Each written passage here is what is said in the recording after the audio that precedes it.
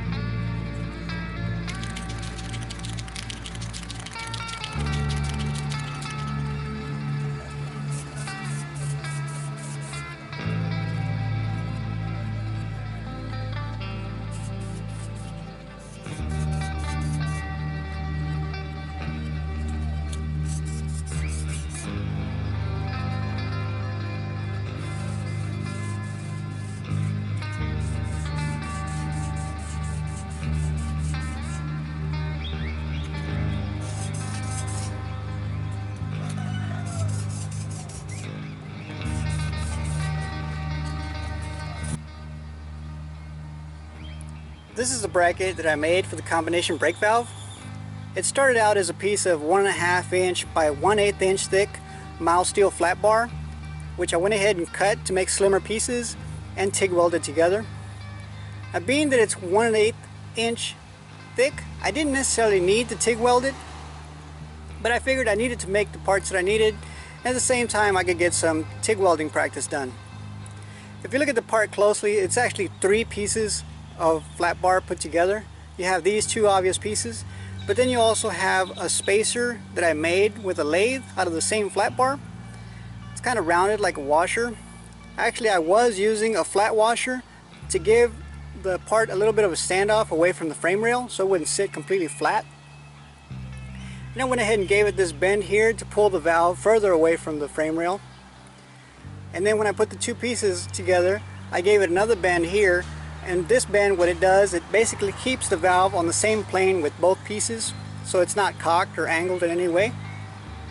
There's also a relief ground into here, which the valve has a bit of a bulge that sticks out where the bolt's at, and it basically cradles it, makes it sit a little bit better.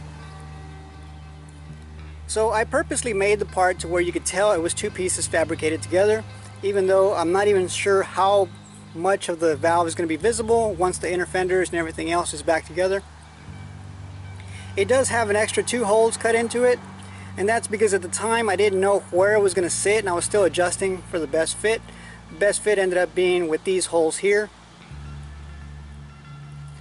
I also ended up painting the part just in rattle can spray paint. I would have preferred to just keep it in the regular bare steel, but knowing that it's going to be a brown brake fluid and it's also going to be right there at the bottom of the frame next to all the elements, I figured it would rust up really quick. So the next best thing was to just spray paint it. The part really doesn't look like much, but compared to what I'm replacing, I was using a horn bracket before. It is quite a bit of an improvement. So let's go ahead and install it and see how it works out.